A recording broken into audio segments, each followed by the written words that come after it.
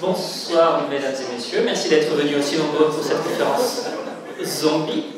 C'est une conférence organisée dans le cadre de la Semaine du Cerveau. La Semaine du Cerveau est un événement international qui en Alsace est organisé par le réseau Neurex. Cette conférence, dans le cadre de cette conférence, nous avons 4 sommités, 4 pionniers dans l'étude du zombie.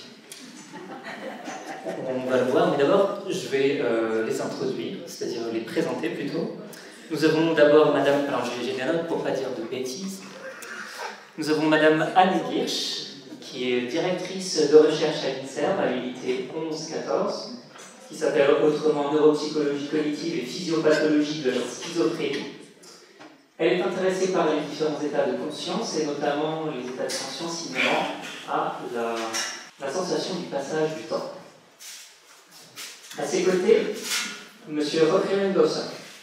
M. Jorge Mendoza est directeur de recherche au CNRS et il travaille à l'Institut des neurosciences cellulaires et intégratives de Strasbourg. Ses recherches s'inscrivent dans la thématique de la chronobiologie et il étudie en particulier le rôle de nos horloges biologiques dans les comportements liés aux récompenses. Par exemple, dans ce qui nous intéresse aujourd'hui, les motivations, le comportement alimentaire.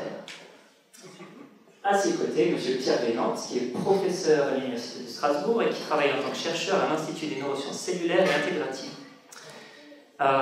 Il est un spécialiste en neuroanatomie et il travaille sur la thématique particulière de la nociception et de la douleur. Enfin, M. Jean-Christophe Cassel est professeur également à l'Université de Strasbourg, directeur du laboratoire de neurosciences cognitives et adaptatives et directeur adjoint du Neuropôle. Monsieur Cassel est spécialisé dans l'étude des systèmes de mémoire et plus précisément l'étude des mécanismes qui sous-tendent la formation, la conservation et le rappel d'un souvenir.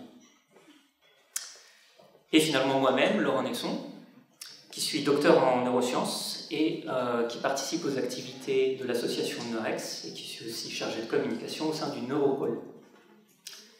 Voilà pour les présentations.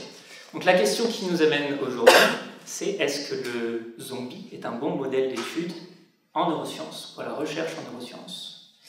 La question peut paraître saugrenue, étant donné la quantité d'informations qu'on a dans la culture populaire, que ce soit sous la forme de films, sous la forme de romans, de bandes dessinées, etc. Et pourtant, en recherche, rien. C'est-à-dire aucun laboratoire au monde, à Strasbourg, n'avait eu la volonté d'étudier le zombie en tant que modèle de recherche. D'où est venue cette idée? Donc qu'est-ce qu'un zombie? Je pense que tout le monde a une idée plus ou moins précise. Les scientifiques s'accordent à dire que c'est un cadavre humain animé. Donc un cadavre, c'était évident avec la photographie, c'est un individu en décomposition. Je ne pourrais même pas parler d'individu puisqu'il est mort. Un cadavre humain qui est animé. Plus précisément, animé, c'est-à-dire qu'il se tient debout, ce qui est comme particulier pour un cadavre. Et il se déplace, il vocalise et il adopte tout un tas de comportements qui seront décrits au cours de cette conférence. Et cette particularité qui a intéressé les neuroscientifiques, c'est que son système nerveux central est nécessaire à l'animation de ce cadavre. C'est-à-dire que si vous le détruisez totalement, partiellement, l'animation cesse, est cassée.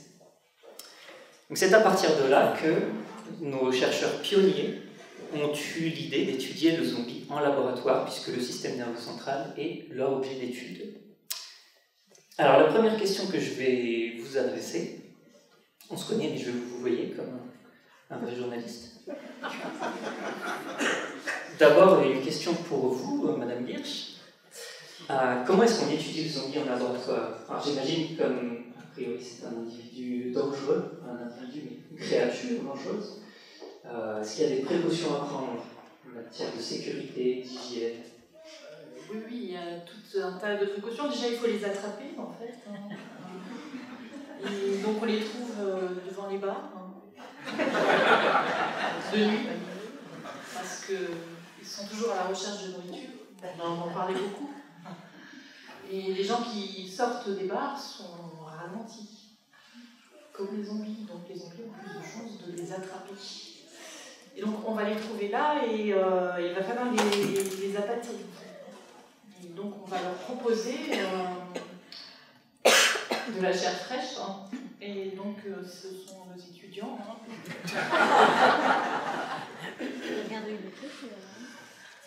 Il faut qu'ils courent vite, bien sûr. On a eu un peu de perte au début. Mais bon, c'est pour la science. Et donc on a un peu changé le concours doctoral maintenant, parce qu'il faut qu'ils fassent une course et c'est ceux qui terminent en premier qui ont la bourse.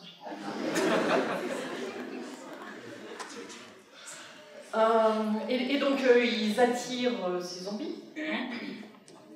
Et on les attrape, il faut les mettre dans des cages quand même, parce qu'il faut quand même protéger les expérimentateurs, nous particulièrement. Donc les zombies, on va courir devant eux, et puis ils vont rentrer dans une cage comme au cirque, des lions, et puis quand le doctorant est sorti, enfin normalement, les parois de la cage se ferment, et donc on garde les zombies dans les cages. Après, on est obligé d'aller les toucher un peu, hein. C'est ça les précautions qu'il faut prendre, les ramener dans l'IRM par exemple, leur mettre un EEG sur la tête. Hein. Et donc là, il faut pouvoir s'approcher un peu plus près, et pour ça il y a des armures, et donc le plan là, c'est maintenant d'avoir des armures en Kevlar. En Kevlar, c'est ça. Hein, c'est ça. Bah, les gens se plaignent à cause du... Pardon, on avait au début, on avait beaucoup de difficultés, comme elle l'a souligné tout à l'heure, on a perdu 3 doctorants. Avant de commencer à se dire qu'on ne pouvait pas continuer comme ça, parce que le problème, c'est bon, on est aussi dans une situation de conflit d'intérêt quand on perd des doctorants, parce que dès lors que les doctorants sont mordus par un zombie, ils deviennent des zombies. Donc ça fait autant de zombies qu'on n'a pas besoin de chercher à capturer. Alors, vous voyez un peu le problème du conflit d'intérêt, et là on est tout de suite confronté à de l'éthique. Et ce qui s'est passé, c'est qu'on a commencé à prendre contact avec des équipementiers pour le cinéma qui fabriquaient des armures pour les films de chevaliers. Et ça marchait très bien, sauf que, bien sûr, comme on aurait dû le prévoir, travailler avec des zombies avec un équipement de 42 kg, ça ne le fait pas. Et donc, très rapidement, les gens se sont mis à se plaindre et on a été obligé de travailler directement avec la NASA pour développer des armures en Kevlar qui sont extrêmement solides et qui ont l'avantage de ne peser que 2,3 kg. Voilà. Pardon, j'étais un peu long. Non, mais ça fait partie des aspects techniques auxquels nous sommes obligés de nous confronter. Et donc, les autres précautions, évidemment, c'est qu'on veut quand même que nos zombies tiennent un peu longtemps pour qu'on puisse faire des expériences dessus. Donc, pour les maintenir en bonne forme, il faut baisser un peu la température. Et il faut les nourrir. Hein. Donc pour les nourrir, en fait, on peut très bien se débrouiller quand on a un accord avec la morgue, mais ça marche pas toujours très bien, c'est pas toujours très frais. Et donc on prend de la viande de bœuf, en fait, et on frotte avec des phéromones humaines. Et on les maintient en vie comme ça. C'est l'expérimentation chez le zombie. Est-ce qu'il y a des conditions de, alors je ne sais pas comment on dit, de stabulation particulière pour le zombie? Où est-ce qu'ils sont? Donc, oui, effectivement, donc ils sont dans une cage. Alors je dirais qu'on se pose beaucoup de questions sur leur conscience. C'est bien pour ça qu'on s'intéresse aux zombies. Donc on ne sait pas bien jusqu'à quel point il faut préserver leur bien-être. Hein. Et donc on va faire une cage avec un milieu enrichi. Et notamment on va leur mettre des tapis roulants. Puisque en gros, dans le répertoire comportemental, c'est marcher dans la rue. Et là, ils vont marcher dans la cage sur les tapis roulants. On peut éventuellement leur proposer des films. Alors ça, c'est un sujet d'étude en lui-même, en fait, de savoir quels sont les films qui attirent leur attention. C'est des films de zombies ou plutôt la mélodie du bonheur. Ils n'aiment pas. Parce qu'ils n'aiment pas les fleurs des montagnes, mais vraiment la mélodie du bonheur, ça marche pas. Ou la petite maison dans la prairie. Mais voilà. Il paraît que les séries médicales, ils s'accrochent bien. Grey's Anatomy, pas trop. Oui. plus c'est sanguinolent, mieux c'est. Voilà.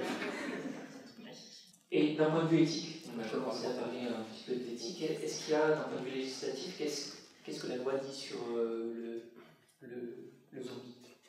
Alors, on est un peu embêté, on est dans un vide juridique, hein, puisque techniquement ils sont morts, hein, mais ils ne sont pas tout à fait morts. Donc, on garde les certificats de décès pour l'administration, et on a constitué un comité d'éthique pour les zombies, constitué de juristes, hein, de chercheurs évidemment, de représentants des familles de zombies. Ça, c'est très important pour nous de travailler avec les familles de zombies. Et des théologiens, bien sûr, et des philosophes pour réfléchir aux conditions dans lesquelles il faut qu'on fasse nos recherches. À la fois pour protéger nous-mêmes et puis pour protéger peut-être les zombies s'ils ont une petite trace de conscience. Merci. Nous avons commencé la description du zombie proprement dit, de ses caractéristiques physiologiques et anatomiques. Alors on l'a abordé un petit peu avec la motricité chez le zombie. Le zombie a tendance à bouger toujours, sans arrêt. Un petit peu comme le syndrome du genre sans repos, mais de façon très maladroite. Alors la première question que je voudrais adresser à M. Pierre Vélante, c'est est-ce qu'on peut expliquer ce comportement maladroit, cette incapacité à avoir des mouvements fluides dans sa locomotion? Est-ce que ça s'explique du point de vue anatomo-fonctionnel? Oui, on a des explications effectivement à ce sujet. Si je pourrais avoir peut-être les diapositives qui ont été préparées. On sait que le système moteur est un système qui est extrêmement complexe, mais en fait qui est très hiérarchisé. Donc, si vous regardez finalement les mouvements, ce qu'on appelle le système moteur simplement chez l'être humain, on sait très bien qu'il existe des mouvements qui sont très simples, comme les mouvements réflexes, qui sont gérés en fait au niveau de la moelle épinière uniquement, c'est-à-dire une entrée, une information sensorielle qui déclenche un contrôle, une réponse motrice simple. Il y a des aspects qui concernent le maintien de la posture, l'équilibre, qui sont très simples aussi, mais qui mettent en jeu des structures, non seulement la moelle épinière, mais aussi des structures dans le tronc cérébral, un peu plus haut. Et puis plus on monte de la complexité, mouvements automatiques comme la locomotion, ou les mouvements volontaires, et on va mettre en branle cette fois-ci l'ensemble du système nerveux. Or, il s'avère que le système nerveux chez les zombies apparaît soit dégénérescent, soit lésé, soit certaines parties semblent être complètement absentes. Donc on peut essayer un petit peu de comprendre finalement l'origine du comportement moteur des zombies en comprenant la manière dont le système nerveux peut gérer ceci. Alors si on regarde les observations chez le zombie actuellement, on peut voir que si vous regardez simplement la position des zombies, vous voyez que les réflexes généralement sont émoussés. Un réflexe, on peut le mesurer simplement. Le réflexe patellaire, par exemple, hein, c'est celui que vous faites quand vous allez chez le docteur qui vous tape avec son petit marteau sur le genou. Hein, le genou va s'étendre. Chez le zombie, ça ne donne pas de réponse.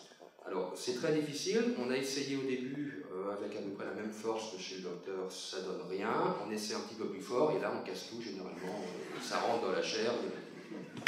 Il ne peut plus y avoir de réflexe de toute façon parce que l'articulation ne fonctionne plus, il n'y en a plus. À condition, bien sûr, qu'on ait au départ un genou, sur le zombie, ce n'est pas toujours le cas. Les réflexes de retrait suite à une stimulation douloureuse ne donnent absolument aucune réponse. On va y revenir parce que ça pose une question assez intéressante de savoir si le zombie ressent la douleur ou pas. On n'a pas la réponse à l'heure actuelle, je vous dis tout de suite. Et puis si on regarde maintenant le maintien de la posture, la position, ben, on sait que cette position est assez anormale. Vous voyez que ça a l'air d'être un petit peu bancal, mais finalement, ça tient debout. Un zombie, ça tient debout. On peut noter, et vous le voyez assez bien sur celui à gauche ici, une hypertonicité des muscles extenseurs. C'est-à-dire les muscles qui permettent d'étendre les articulations, ben, ils sont un petit peu plus tendus qu'à la normale. Et on verra que c'est une observation qui est assez intéressante. L'équilibre, pareil, je vous l'ai dit, ils tiennent debout. Donc si vous les poussez un petit peu, si vous les mettez sur un plan incliné, si vous les mettez debout sur une boule, ils se cassent la figure dans les 30 secondes. Ce qui est déjà pas mal en chose. Donc le maintien d'équilibre est relativement perdu. Enfin, le maintien d'équilibre sur le plan statique est toujours présent, par contre sur le plan dynamique c'est un petit peu perdu. Sur le plan de la locomotion, et ça Laurent Nexon l'a évoqué, ça marche tout le temps un zombie, ça fait que marcher, mais par contre cette marche elle est lente, elle est lourde, ce qu'on appelle une marche magnétique, elle est hésitante, Et donc, ça suggère qu'il y a effectivement des déficits dans la locomotion, même si parfois, dans des cas assez rares et bien spécifiques, les zombies sont capables de courir. Maintenant, quand vous voyez un zombie courir, généralement, vous remarquez que la démarche est relative, enfin, la course est relativement désorganisée. En règle générale, c'est vrai que vous ne vous attardez pas à regarder la manière dont il court parce que vous vous barrez aussi. C'est dommage. Mouvements volontaires, enfin, les mouvements volontaires, clairement, sont des mouvements qui manquent de précision. On peut tester ça par des tests de préhension où on demande à des zombies de prendre quelque chose, on observe la façon dont ils le font, on voit que c'est également très lent, que l'amplitude du mouvement est réduite. On peut tester le réflexe de Babinski, par exemple. Le réflexe de Babinski qui consiste à passer un stylet sur la plante du pied, du talon vers l'orteil, et chez un humain normal, adulte, la réaction, c'est une flexion du gros orteil. Alors que chez un patient qui a une lésion, certaines lésions par exemple dans des voies nerveuses, ou chez l'enfant en dessous de 6 mois pour lequel cette voie n'est pas encore mise en forme, le réflexe est un réflexe d'extension du gros orteil. Alors les quelques études qu'on a fait chez les zombies, quelques études parce que ça implique que le zombie en question ait un gros orteil, montrent qu'en règle générale, le signe de Babinski est présent, c'est-à-dire c'est plutôt une extension. Alors tout ceci nous amène, diapositive suivante s'il vous plaît, à l'idée que chez un humain normal, où on regarde le cerveau en imagerie par résonance magnétique anatomique, on voit ça, chez un zombie, on voit ça. C'est-à-dire que le cerveau, ça ressemble à une noisette. C'est tout fripé, donc il y a des lésions, il y a des régions du système nerveux qui ne fonctionnent plus. Et on peut faire un parallèle très proche entre ces différentes régions et les symptômes qu'on vient d'observer. Si vous passez la diapositive suivante, on voit que, alors là on n'est pas sur le central, c'est vrai, mais les réflexes qui sont un petit peu moins rapides et moins présents que la normale, on peut supposer que les récepteurs sensoriels périphériques sont absents. Vu l'état de putréfaction des chairs, c'est pas étonnant. La posture anormale avec cette hypertonicité des muscles extenseurs, elle suggère deux choses. Un manque de contrôle supraspinal, c'est-à-dire un manque de contrôle du cerveau, c'est exactement ce qu'on observe chez un individu avec une section au niveau du tronc cérébral. C'est-à-dire lorsque la moelle épinière et le tronc cérébral peuvent interagir avec le corps pour maintenir la posture, ça se fait. Par contre, le contrôle fin du cortex cérébral disparaît. Lésion cérébelleuse. Le cervelet morfle méchamment chez les zombies, il reste presque plus rien. Et donc ça suggère effectivement qu'on va avoir une perte de contrôle dynamique dans l'équilibre. Enfin, pour la locomotion, ce manque de contrôle, cette locomotion lente, lourde, hésitante, ressemble furieusement à ce qu'on observe dans la maladie de Parkinson. Or, la maladie de Parkinson, vous savez qu'il y a un symptôme qui est très visible, qui est celui des tremblements. En réalité, les symptômes les plus embêtants, ce n'est pas ceux-là, c'est plutôt ces mouvements qui sont extrêmement lents et très difficiles. La maladie de Parkinson est due à une dégénérescence de certains neurones dans le cerveau, des neurones qui synthétisent ce qu'on appelle la dopamine. Eh bien, il semblerait que chez les zombies, on ait ici un modèle qui, outre cet aspect de dégénérescence cérébelleuse et corticale, va également montrer des symptômes de type parkinsonien. Pour les mouvements volontaires, on retrouve des symptômes qui correspondent à la lésion du cerveau, des lésions de voie du cortex cérébral vers la moelle épinière, la voie cortico-spinale, et puis possiblement ce qu'on appelle des apraxies. Les apraxies, ce sont des déficits dans la réalisation de mouvements complexes, dans des séquences de mouvements, dans des mouvements symboliques. Si vous faites coucou à un zombie, il ne vous répond jamais. Il ne fait pas de mouvement symbolique. Et ça peut être lié à des lésions dans du cortex, cette fois-ci du cortex qui est plutôt prémoteur, préfrontal, du cortex qui est très complexe, qui permet justement de mettre en jeu ce type de comportement. Et donc, on arrive à la conclusion maintenant que, sur le plan de la motricité en tout cas, le zombie est un excellent modèle de neurodégénérescence, voire carrément de décérébration. Ok, première étape pour répondre à notre question du début, c'est-à-dire est-ce que le zombie est un bon modèle? Absolument, j'y crois. Très bien, mais vous êtes un bon vendeur. Merci. C'est à mon acheteur. Vous avez parlé tout à l'heure, justement, vous avez fait une allusion à la capacité du zombie de ressentir la douleur. Alors, on en a tous fait l'expérience, et même en laboratoire, vous me racontiez avant cette conférence que pour les prises de sang, par exemple, il suffisait de couper un bras plutôt que de prendre le risque de se faire mordre en essayant d'enfoncer une aiguille dans une veine qui même peut-être n'existe pas. Il suffit de couper un bras, et c'est très facile vu que le zombie finalement semble pas manifester de comportements qui font penser qu'il pourrait ressentir la douleur. Est-ce que c'est vraiment le cas? Est-ce que c'est un problème au niveau périphérique, au niveau central? Qu'est-ce qu'il en est exactement? C'est une question qui est ouverte. C'est une question qui est ouverte parce que si on parle de la douleur, il faut savoir que lorsqu'on étudie ça, il y a deux aspects. Il y a ce qu'on appelle le système nociceptif, ou la nociception, qui est en fait un mécanisme, un ensemble de structures dans le cerveau, dont le but est de détecter d'une part un stimulus qui est susceptible d'occasionner des dommages tissulaires, une coupure, une brûlure, une fracture, une déchirure, une amputation, tout ça va. Et ça, c'est un stimulus nociceptif. Donc, il va activer des voies nerveuses qui vont permettre de détecter ce message, de le transmettre dans le système nerveux, de l'analyser et de dire, d'alerter pour dire, il se passe quelque chose, quoi, à quel endroit sur le corps, avec quelle durée, avec quelles caractéristiques, avec quelle intensité. Ça, c'est ce qu'on appelle la nociception. Ça, je te dirais, la nociception en soi, ça fait pas mal. Mais la nociception, c'est un message relativement neutre qui va engendrer ensuite quelque chose de différent, qui est la douleur. Et la douleur, c'est quelque chose qui est fondamentalement aversif, désagréable.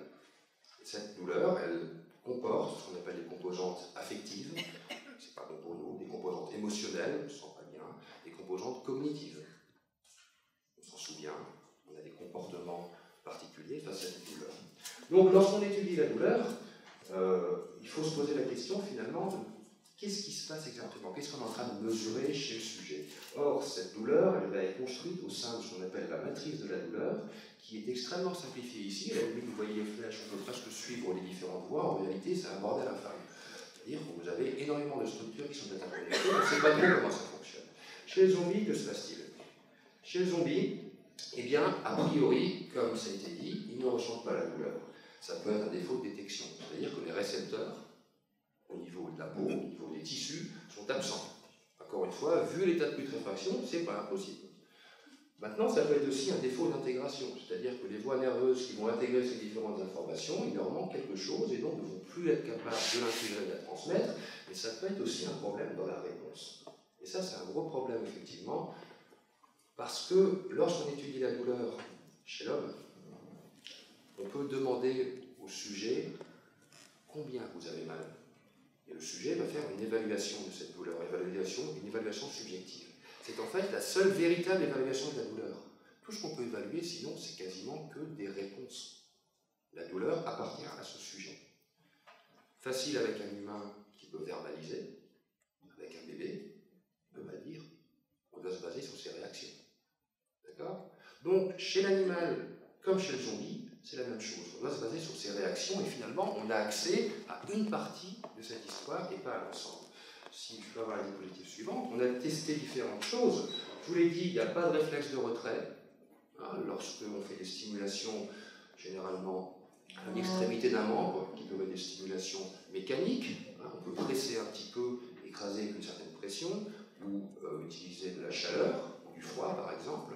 Chez le zombie, on est obligé de monter à des températures extrêmes ou à des pressions qui finalement sont des pressions d'amputation quasiment pour avoir un embryon de réponse, et c'est même pas une véritable réponse, c'est pas un véritable retrait. D'accord? Donc, les tests conventionnels dans ce sens-là sont vraiment non concluants chez les zombies. On peut tester les vocalisations. Quand vous faites mal, vous avez deux types de vocalisation. Il y a ce qu'on appelle les vocalisations pendant le stimulus, c'est-à-dire que lorsque vous tapez le petit orteil le matin en vous levant sur le pied du lit, c'est un truc sympa, ça dit quelque chose à tout le monde. Là, vous avez une première vocalisation, qu'on appelle vocalisation pendant le stimulus, qui est gérée vraiment par le tronc cérébral, c'est-à-dire très bas dans la hiérarchie. C'est quoi cette vocalisation généralement? Aïe, oui, oi, ce que vous voulez.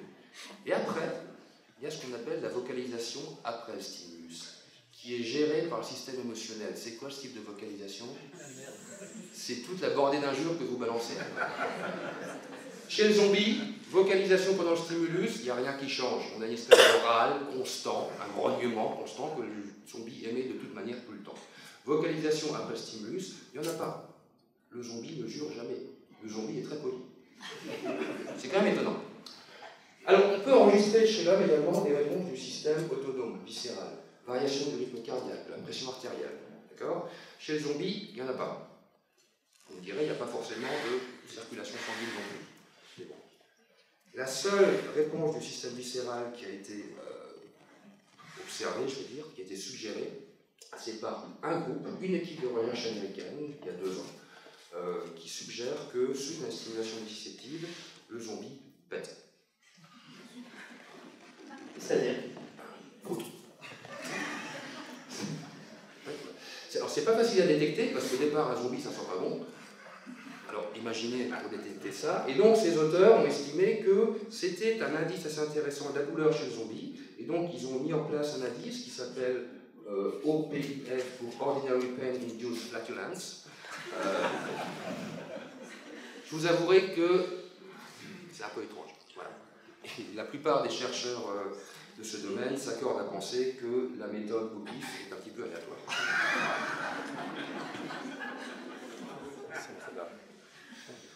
Néanmoins, nous pensons que les zombies ne peuvent pas ressentir la douleur. Alors, soit parce qu'il n'y a pas d'absence de récepteur, il n'y a pas de récepteur sensoriel, et ça on ne peut pas le voir, parce qu'en histologie c'est absolument impossible de voir quoi que ce soit. C'est comme si on prenait des tissus qu'on laissait pourrir pendant 3 semaines avant de regarder le microscope, on ne voit plus rien. Soit il y a une absence de réponse. D'accord? Alors, on peut rapporter ça à un certain nombre de données qui existent chez l'homme. Il existe des cas très rares, heureusement, de ce qu'on appelle l'insensibilité congénitale à la douleur. Ce sont des sujets qui ont une mutation génétique dans le gène d'un canal ionique qui permet la conduction nerveuse, un canal bien particulier. Et ce sont des personnes qui ne ressentent pas la douleur. Or, la douleur, c'est un système d'alarme. C'est ce qui vous dit, attention, votre main est en train de brûler, il faut l'enlever. Eux, ils ne le font pas. Donc, c'est des gens qui se retrouvent avec beaucoup de lésions, beaucoup de brûlures. Chez les enfants, surtout, ce sont des brûlures à la cavité orale, parce qu'ils vont boire un truc super chaud, manger quelque chose de chaud sans jamais faire attention. Donc ça, c'est une possibilité, finalement. Est-ce que le zombie possède encore les récepteurs? L'autre possibilité, c'est de rapprocher ça de la lèpre, par exemple. Vous savez que la lèpre, c'est une pathologie, une maladie qui est provoquée par une bactérie, un Mycobacterium leprae, qui va provoquer des lésions de terminaisons nerveuses et donc une insensibilité. Et la raison pour laquelle les patients de la lèpre ont effectivement des extrémités, des amputations d'extrémités, c'est parce qu'en fait, ils ne ressentent rien. Donc ils vont se blesser, ils vont se faire mal, arracher des morceaux sans remarquer. On a quelque chose d'un peu similaire avec ce qu'on appelle l'ulcère de Bowley, aussi par une bactérie de type Mycobacterium, qui provoque un ulcère extrêmement nécrosant, qui est extrêmement agressif, mais cette bactérie va également libérer une molécule qui s'appelle la myolectone, qui va provoquer une anesthésie. Ce qui fait que le patient ne sent pas ce qui se passe ici. Donc, est-ce que les zombies ont ce type, finalement, sont dans ce type de situation? C'est pas impossible. Encore une fois, vu l'état des chairs, c'est une possibilité. La dernière, enfin, bien sûr, c'est que toutes les composantes affectives et émotionnelles de la douleur sont gérées au niveau du cortex cérébral. En particulier dans ce qu'on appelle le cortex singulaire et le cortex axulaire. Et vous verrez tout à l'heure des illustrations d'imagerie cérébrale qui montrent que ce sont des régions qui sont extrêmement abîmées chez le zombie. On sait que chez l'homme, une lésion du cortex singulaire va faire que le patient dira « la douleur est toujours présente, ouais, mais elle ne me dérange plus ». C'est-à-dire qu'en fait, on perd tout l'aspect aversif, désagréable de la douleur. Donc il est possible effectivement que le zombie, d'une façon ou d'une autre, ne ressente pas la douleur. Je reviens sur le fait que le zombie vocalise. Et vocalise continuellement, même en une espèce de râle constant qu'on attribuerait chez un humain, qu'on associerait plutôt à un état de ressenti désagréable. Est-ce qu'on peut imaginer que le zombie souffre, mais pas en réponse à un stimulus extérieur? Alors ça, c'est une possibilité. Peut-être que le zombie, en fait, est en état de douleur chronique, en état de douleur constante. Parce que la douleur, c'est un phénomène physiologique. Maintenant, lorsque cette douleur se maintient au-delà de la guérison du tissu, ça devient une pathologie. C'est de la douleur chronique. Donc il est possible que ce zombie, effectivement, soit dans cet état de douleur chronique qui est souvent associé à un état déprimé. D'ailleurs, ce que je vais dire sur la diapo suivante, on sait que chez l'homme, la douleur chronique conduit souvent à des troubles de l'humeur, tels que la dépression majeure, par exemple. C'est sûr que le zombie a une humeur déprimée, il ne sourit jamais, il prend assez peu de plaisir a priori aux activités de la vie courante. C'est vrai que ces activités de la vie courante sont assez réduites chez lui, mais on n'est même pas sûr finalement qu'il prenne du plaisir à aller bouffer les gens. Donc c'est possible qu'effectivement, On y reviendra. voilà, c'est possible effectivement qu'on soit dans cet état de douleur constant, et dans ce cas-là, on a peut-être soit une saturation du système, qui fait qu'ils sont toujours au taquet, donc toujours mal, donc il n'y a pas plus de réflexes, soit peut-être que les contrôles inhibiteurs, c'est-à-dire les contrôles endogènes qui règlent notre douleur, parce que ça existe heureusement, ces contrôles inhibiteurs sont extrêmement forts, d'accord, chez les zombies. Mais on peut avoir effectivement cet état assez désagréable. Et finalement, quand on voit l'état des zombies, on se dit, avec tout ce qui se passe, c'est pas possible qu'ils aient pas mal. Donc c'est peut-être une possibilité. Et d'ailleurs, ça serait une hypothèse assez convaincante pour expliquer leur agressivité vis-à-vis en particulier des humains. Ouais, effectivement. Mais la question, en fait, elle va plus loin. C'est est-ce que le zombie est agressif? Est-ce que le zombie est agressif? Est-ce que le zombie est agressif? Qu'est-ce que vous en pensez d'ailleurs?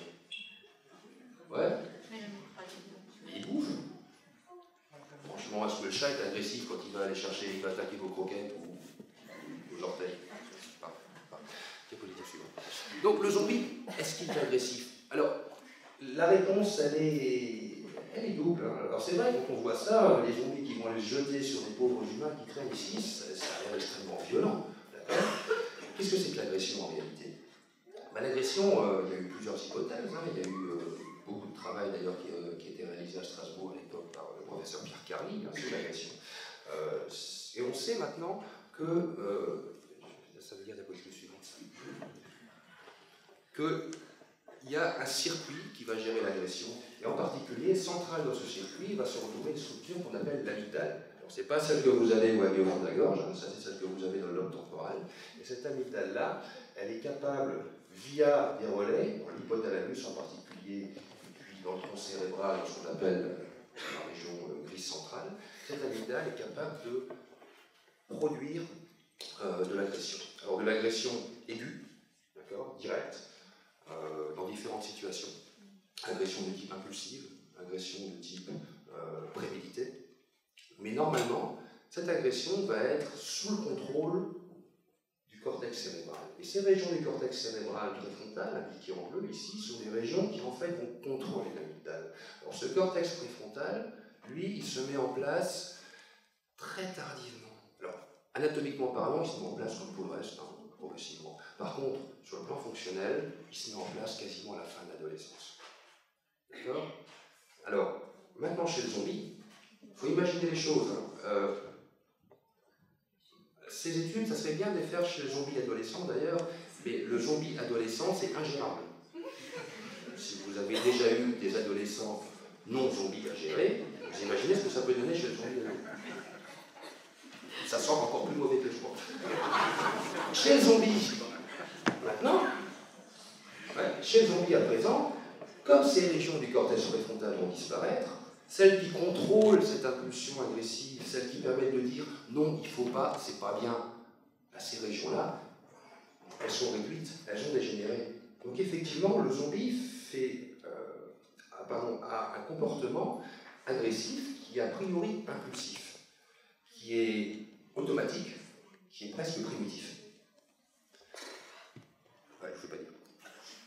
Ça, c'est intéressant parce que ça peut être ramené à une théorie qui est assez ancienne, qui est la théorie de MacLean, en 1952, qui est parfois utilisée, vous en entendez parler de cette histoire-là, même si ce n'est pas tout à fait exact. La théorie de MacLean, en 1952, c'était la théorie de ce qu'ils appelaient en anglais « the triune brain ». Donc en français, j'appelle ça le cerveau 3 en 1. Ce cerveau, en fait, notre cerveau contient une partie très ancienne, qui est reptilienne, qui est la partie en charge des automatismes, des routines, des rituels. Donc il va gérer les choses tout seul. Et puis autour, dans l'évolution, le cerveau paléomammalien, ou ce qu'on appelle la région limbique, le cerveau qui va gérer les émotions. Toutes ces histoires de ce qui se passe autour de moi maintenant, est-ce que ça va me plaire? Ou au contraire, est-ce que ça ne me plaît pas? J'aime ou j'aime pas? Et ça, c'est émotionnel. Et autour de ce cerveau émotionnel se greffe par-dessus le cerveau néomammalien, avec le néocortex, qui lui est impliqué dans les fonctions cognitives, ce que je sais, ce que j'apprends. Et donc ce que je décide de dire que ça j'aime pas, mais je le fais, ou ça j'aime, mais je le fais pas. D'accord? En réalité, on sait que les circuits qui existent dans le néocortex fondamentalement, ils existent chez des individus qui n'ont pas de cortex. D'accord? Donc, la théorie n'est pas tout à fait exacte, mais le zombie, finalement, nous amène un peu dans cette idée-là. C'est que si on supprime ce cerveau néo-mammalien, si on supprime finalement ce qui fait de nous des êtres humains, chez les zombies, on se retrouve finalement avec un caractère primitif, très agressif. Donc l'agressivité pourrait très bien être la résultante d'un caractère impulsif. Ça pourrait être ça, ouais. Lié à la nourriture, disons à la vue ou à l'odeur de l'être humain. Ouais, ceci dit, ça peut être impulsif, mais ça peut être simplement un comportement de prédation, encore une fois. Un prédateur, quand vous voyez l'image d'un lion qui va attaquer une antilope, est-ce qu'il est agressif? Non, c'est un caractère de prédation, c'est pas gratuit. Oui, mais il suit à la vision d'un stimulus particulier. Donc effectivement, le zombie est très calme dans son coin, et lorsqu'il voit quelque chose de particulier, c'est-à-dire un être humain, dans notre terme de la bouffe, là par contre, effectivement, il peut avoir un comportement agressif. Ça nous amène à son comportement alimentaire. Et effectivement, on ne l'a pas jusqu'ici précisé, mais les zombies sont particulièrement friands d'êtres humains, entre toutes les nourritures, quelle que soit la partie de l'être humain. Dans l'humain, tout est bon pour le zombie, que ce soit la chair humaine, le foie, le rein, le cerveau, tout. Et ce qui m'amène à la question pour M. Mendoza, qui est intéressé par les phénomènes d'addiction, et tout type d'addiction. Qu'est-ce qui motive le comportement alimentaire du zombie? Est-ce que c'est plutôt la recherche métabolique de nourriture, une source de nourriture très riche, ou bien le plaisir qu'elle lui procure? Bon, en fait, justement, après écouter ici mon cher collègue qui sait que les zombies, peut-être n'a pas de plaisir pour certaines choses, je ne suis pas tout à fait d'accord parce que, justement, quand on voit comment les zombies mangent, comment ils bouffent, donc on s'est dit, on a posé l'action au laboratoire, vraiment, si peut-être les zombies, il a beaucoup de plaisir pour la nourriture. Alors d'ailleurs, on s'est dit peut-être qu'il est addict à la nourriture, qu'il a un comportement tellement compulsif à cette nourriture que c'est un comportement de type addict. Donc on a testé différentes choses, on s'est dit peut-être qu'il est addict à la nourriture, il a détérioré son système lié à cette récompense, à ce plaisir. Peut-être qu'il pourrait être addict aussi à un autre type de choses. Donc on a testé au laboratoire différentes drogues, on a testé la cocaïne, la nicotine, l'alcool, qu'est-ce qu'on a testé encore? Les cannabis aussi, on a testé les cannabis certainement, et aussi les sucres aussi. Et on voyait que toujours, quand on comparait la prise entre ce type de drogue, la nourriture, la chair humaine, les zombies, ils toujours avaient une préférence plus importante pour cette chair humaine. Donc il dit waouh, donc il n'est pas attiré par autre type de drogue, mais que pour la chair humaine. D'ailleurs, on a testé aussi les sexes, et ça n'a pas marché non plus. Donc c'est toujours que la chair humaine qu'il préfère. Donc on s'est dit, tiens, dis donc, peut-être les zombies, il a un comportement assez compulsif et addict pour cette nourriture liée à la chair humaine. Donc on s'est dit, on va faire des tests au laboratoire pour voir son comportement addict. Donc heureusement, au laboratoire, on a une petite place qui s'appelle Zombibiotrons à l'INSEE. Donc là, on a eu la chance, je peux voir là-dessus, s'il vous plaît, la chance avec la responsable de cette plateforme, Mme Chioka, de me trouver une place pour faire des tests chez les zombies, avec des tests pour tester l'addiction chez les zombies. Donc on a fait un test dans lequel on avait deux chambres, une de couleur vert, une autre orange, et les zombies, il n'avait aucune préférence pour un ou l'autre. Ils se baladaient dans un ou l'autre sans aucune préférence. Par contre, vous voyez ici, c'est le pourcentage qui passait dans une chambre de l'autre, donc c'était moitié-moitié, aucune préférence. Par contre, quelque chose comme ça, on s'est cassé la tête, mais on a trouvé quand même, on essayait de chercher un stimuli aversif pour les zombies. Et curieusement, de tous les types de stimuli qu'on a cherchés, on a trouvé que les zombies, ils détestent la musique de Michael Jackson et aussi les fleurs de montagne. Donc chaque fois qu'on mettait la musique de Michael Jackson, les sondes, il avait des comportements d'aversion à cette Lourd, là. Oui, lourd, oui. Même si on les mettait petite sonde sur le côté, voilà. Il y a ça suffit pour que les sondes, ils s'échappent.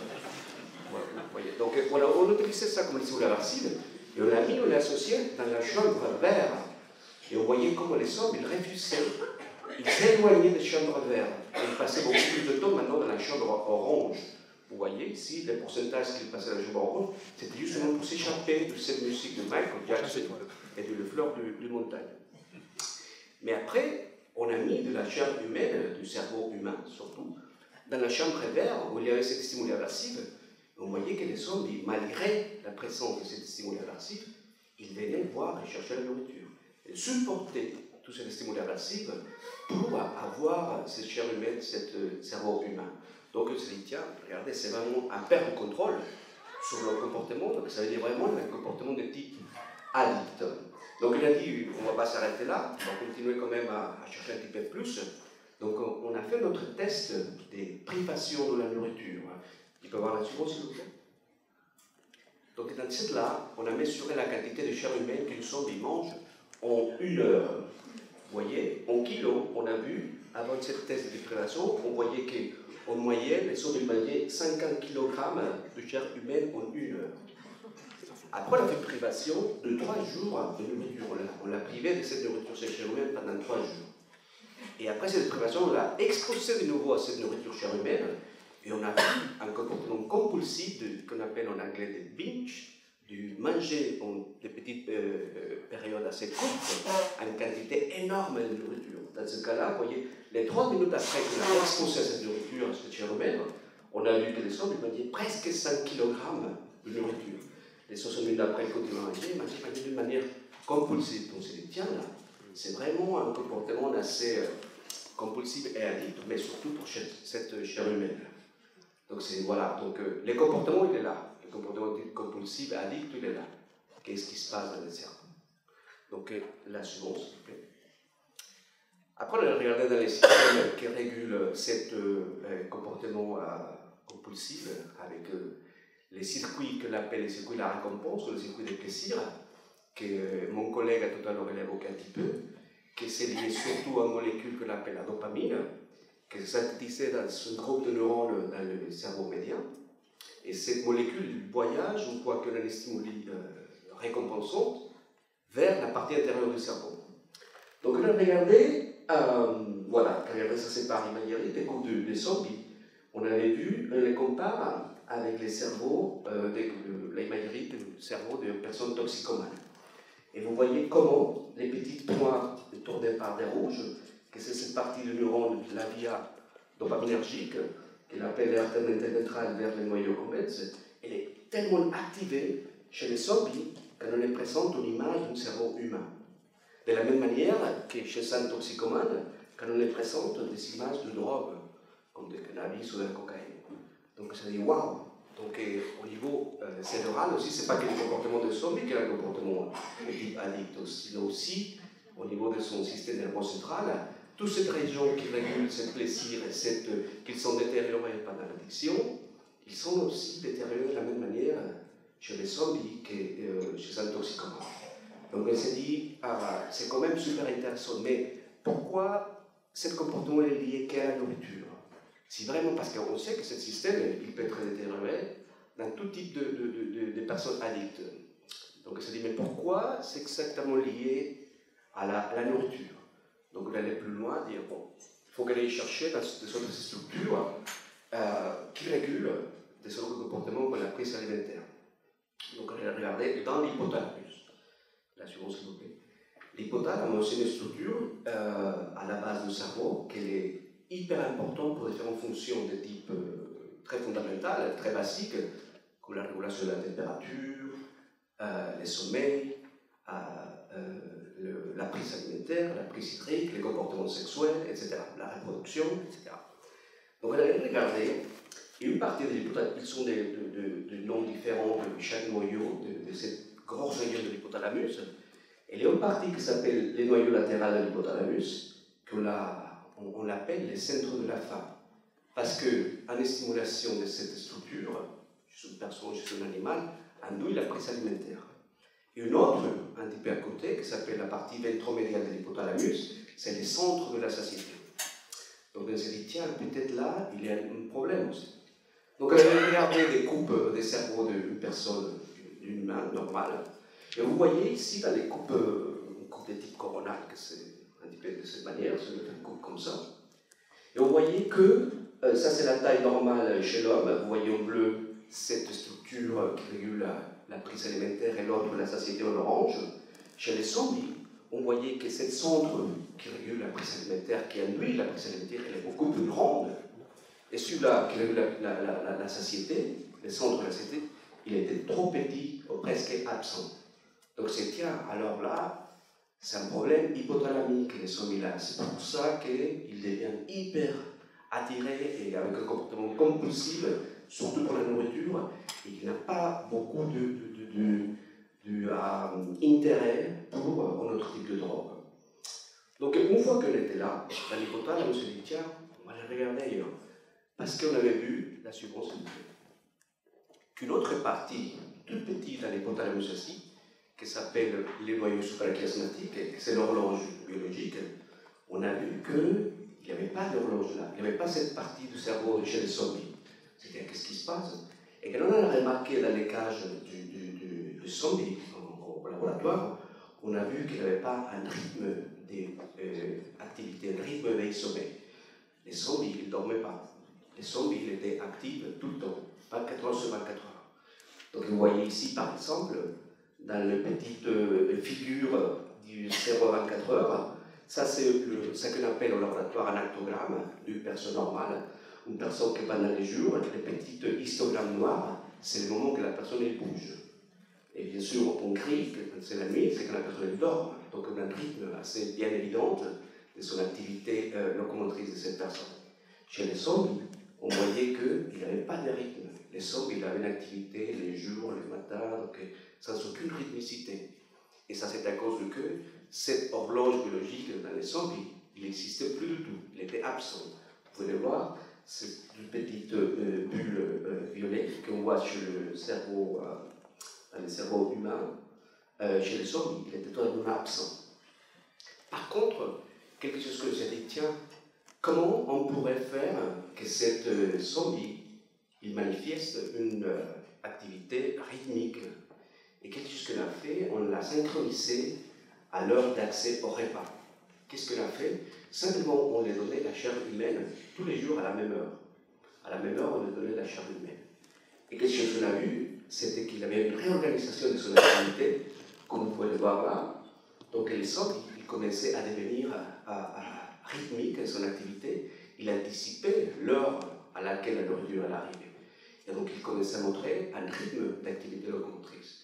Donc c'est bien quand même quelque chose que ça marche chez les zombies, c'est que malgré qu'il n'a pas d'horloge biologique intacte, on peut quand même l'induire à une rythmicité biologique avec la présence et l'absence de manière temporelle de la chair humaine. Donc il y a quelque chose encore que ça reste dans les cerveaux de zombies au niveau de ce rythme biologique qu'on est encore en train de chercher, mais que ça nous dit qu'il y a des autres régions du cerveau qui pourraient fonctionner comme une horloge et remplacer l'horloge principale chez les zombies. Mais encore, on est à la recherche de ce type d'évidence.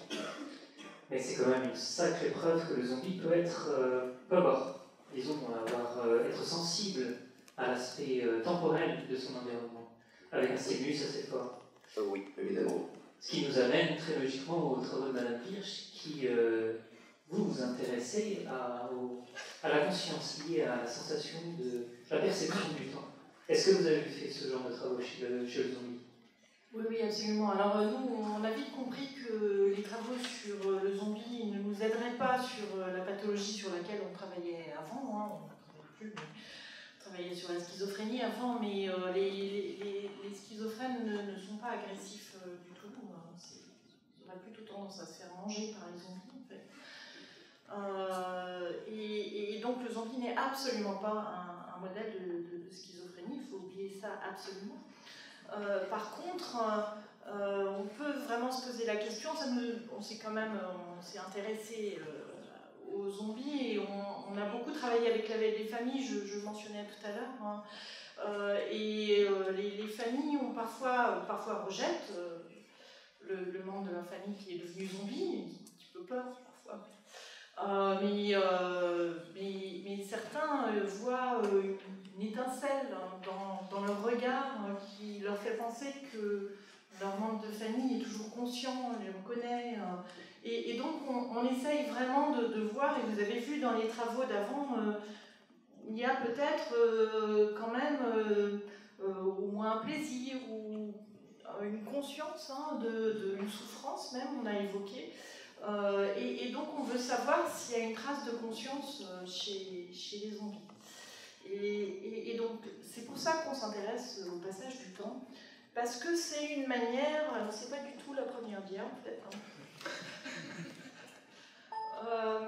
Voilà, le passage du temps, c'est en lien avec le fait de se sentir présent, ici et maintenant. C'est-à-dire les rythmes dont on a parlé tout à l'heure, de pouvoir organiser son activité sur 24 heures, hein, ça peut se faire par des mécanismes biologiques, hein, mais le fait de se sentir présent maintenant, de sentir le temps s'écouler, ça va pas forcément avec ces rythmes biologiques, donc il faut le vérifier.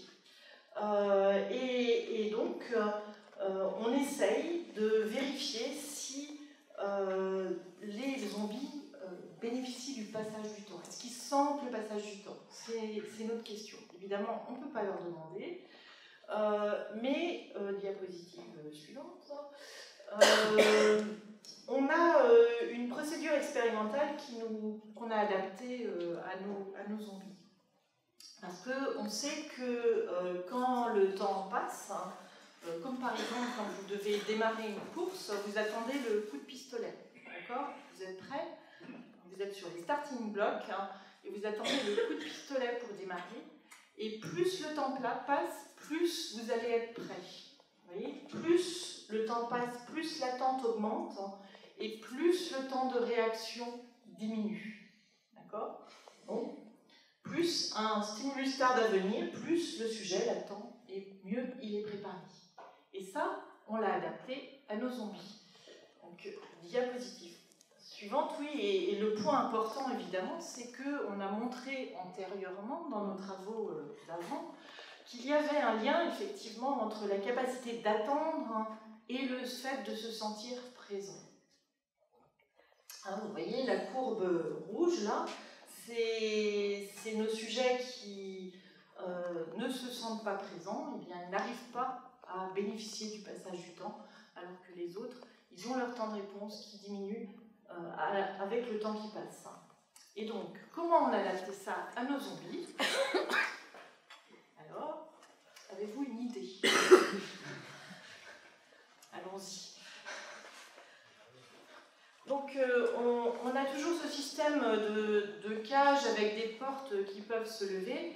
Et ce qu'on a fait, c'est qu'on a placé un ou plusieurs zombies et on avait ce coup de pistolet qui leur disait voilà, ça va démarrer. Et derrière la porte, il y a la nourriture. Il faut utiliser ce qu'ils veulent. Ils veulent de la nourriture. Et ce qu'on peut manipuler dans ce cas-là, c'est à quel moment la porte se lève. Alors, il y a une petite animation. La porte se lève. Voilà. Et donc la question c'est, est-ce que les zombies vont s'arrêter de taper sur la porte de façon enragée pour arriver à la nourriture? C'est la seule chose qui les intéresse, donc ils veulent absolument arriver à la nourriture et la porte les empêche. Donc forcément ils vont taper sur la porte. Est-ce qu'ils vont apprendre le délai? Est-ce qu'ils vont apprendre à attendre? Ou alors, est-ce qu'au contraire, parce que leur répertoire comportemental est assez limité finalement, est-ce qu'ils vont simplement taper plus fort sur la porte au fur et à mesure que le temps passe? C'était ça la question. Et en fait, ça ne marche pas du tout. Ils continuent à taper comme des enragés et ça ne marche pas. Mais nous n'avons pas encore dit notre dernier mot, puisqu'on a pensé à des pistes. Alors c'est pour l'avenir, on n'a pas encore les résultats. diapositive suivante. L'idée, c'est d'utiliser d'autres signaux. On avait utilisé le coup de pistolet pour démarrer l'essai. Là, on va utiliser un feu rouge qui passe au vert. Et alors, vraiment, l'idée qui me paraît vraiment intéressante, c'est le fait d'utiliser l'histoire du zombie. C'est-à-dire que le zombie peut avoir un historique particulier qui va faire qu'il a une procédure automatique d'attente du feu rouge qui passe au vert, comme le zombie camionneur dans sa vie antérieure, évidemment. Et donc l'idée, c'est aussi pour ça qu'il faut qu'on travaille avec les familles, pour que les familles nous disent quelle était l'histoire des zombies, et qu'on puisse utiliser cette histoire, savoir quel était leur répertoire comportemental pour l'utiliser dans ces tests. Imaginez un seul zombie chez lequel on aurait une trace de conscience. Ça serait la révolution. Voilà. Il suffirait d'un seul. Il suffirait d'un seul. Merci. Ben, ça nous amène aussi sur le terrain de la mémoire, la référence à des événements passés. Et c'est justement la discipline qu'étudie M. Cassel dans son laboratoire. Depuis plusieurs années, vous vous intéressez à est-ce que le zombie se souvient? Différents types de mémoire, différents types d'expériences. Qu'est-ce que ça a donné, professeur Cassel? Comme vous me semblez être un public particulièrement sympathique, je vais commencer par vous raconter une petite anecdote. Et je pense que la personne dont je parle va se reconnaître. Cette question de la mémoire s'est posée avec un doctorant il y a quelques années. Et c'est d'ailleurs la seule fois de ma carrière que je me suis vraiment pris bec avec un doctorant. On attendait les premières IRM du cerveau de zombie. Là, vous avez grosso modo l'organisation du fonctionnement du cerveau humain, avec un lobe frontal, un lobe pariétal, un lobe occipital, un lobe temporal. Le cervelet, ça a été traité tout à l'heure, l'atrophie cérébelleuse explique une partie de la démarche catastrophique des zombies. Le lobe frontal a un rapport avec la prise de décision, la planification, la mémoire à court terme, l'adaptation de stratégies à des conditions d'environnement auxquelles est confronté l'organisme, les émotions, l'attention. Le lobe temporal a un rôle absolument essentiel dans la formation et dans la remémoration de souvenirs. Je ne vais pas rentrer plus dans le détail, on va se focaliser sur lobe temporal et lobe frontal. Alors, pourquoi je voulais vous raconter cette anecdote? Parce que quand on a eu les premières moyennes d'IRM du cerveau humain comparé au cerveau de zombie, je crois que c'est sur la diapositive suivante, c'est ce que tu as montré tout à l'heure, on voit c'est pas la peine d'être un spécialiste, on voit évidemment tout de suite qu'il y a une effroyable atrophie du lobe frontal, devant, du lobe temporal, du lobe pariétal et du lobe occipital. Et quand l'étudiant en question m'a dit « mais ce serait très intéressant de regarder ce qui se passe au niveau de la mémoire des zombies », je lui ai dit « mais c'est même pas la peine, quand tu vois une IRM de ce type-là, c'est pas la peine d'aller voir, de chercher plus loin. » Et l'étudiant m'a dit « mais enfin, vous êtes un scientifique, vous ne pouvez pas affirmer quelque chose comme ça sans l'avoir vérifié. » Et je dois reconnaître que cet argument était un argument tout à fait recevable. Alors, on s'est demandé par quel bout on allait engager la démarche. Alors, je crois que sur la diapositive suivante, j'ai encore... Ça, c'est juste pour vous montrer le caractère absolument dramatique. C'est sur ces IRM que se sont passées ces discussions. En gris, vous voyez la limite à différents niveaux de coupe horizontale du cerveau humain. Et ce que vous voyez en jaune orangé, c'est en réalité la moyenne de l'étendue du cerveau d'un certain nombre de zombies. Ce n'est pas un zombie en particulier, c'est une moyenne. Donc ça reflète effectivement très bien le degré d'atrophie de la quasi-totalité des structures du cerveau du zombie, à l'exception de l'hypothalamus dont Roré parlait tout à l'heure. Alors, sur cette base-là, on s'est dit, mais comment est-ce qu'on va commencer à réfléchir à cette question? Et pour réfléchir à cette question, je dois vous dire que dans la mémoire humaine, on distingue grosso modo deux grandes catégories de mémoire. Une mémoire à court terme, c'est la mémoire dans laquelle nous stockons un certain nombre d'informations pendant très peu de temps. Ça peut être quelques dizaines de minutes, quelques heures. Par exemple, pour celles et ceux d'entre vous qui êtes venus en voiture, vous l'avez probablement garée quelque part et dans un moment, vous irez chercher cette voiture à l'endroit où vous l'avez garée sans aucune difficulté en principe. Et d'ici 2-3 jours, vous ne vous rappellerez plus du tout où vous avez garé votre voiture samedi après-midi en allant assister à cette conférence extrêmement sérieuse sur les zombies. Donc on s'est dit on va peut-être commencer par ça, et c'est très vite posé la question de savoir quel type d'évaluation nous allions faire. Et le gros problème qu'il y a avec les zombies, c'est que vous ne pouvez pas leur poser la question, parce que la plupart d'entre eux, je vous montrerai une exception tout à l'heure par rapport à un test qu'on appelle le MMSE, la plupart d'entre eux ne comprennent même pas ce que vous leur racontez. Et de toute manière, ça ne les intéresse pas, puisque la seule chose qui en vous les intéresse, c'est ce que vous portez sur les os.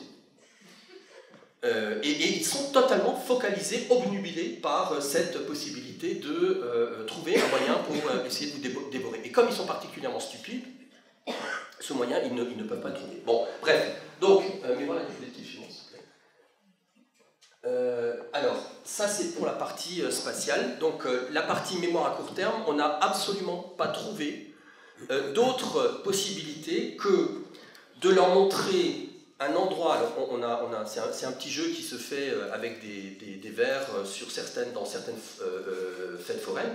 On leur a montré un morceau de viande qu'on a caché sous un parmi 3 vers. On a mis un écran, on a laissé passer 30 secondes et on a enlevé l'écran.